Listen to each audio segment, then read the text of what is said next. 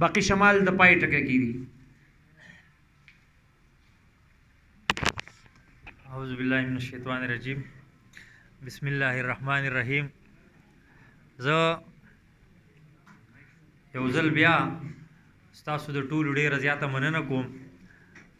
یو عرض مې دا کوو چې د دې وریځو په ورځ باندې چې مونږ روټۍ وخورو نو بیا به زمونږ څه کاري،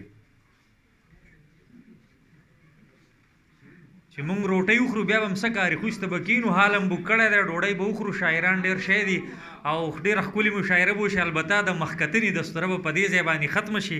زه صرف 3 شعرونه تاسو ټولو ته ډالۍ کوم چې بخاري صاحب اجازت دی چې یو څو خالونه لا اوس هم په مخ د ځمکه شته دی،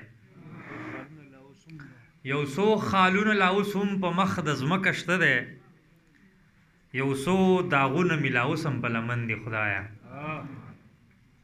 دلته غږونه که رښتیا هم دي بیداره هم دي، دلته غږونه که رښتیا هم دي بیداره هم دي، دلته غوږونه دروغجن او مړسپن دي خدایه.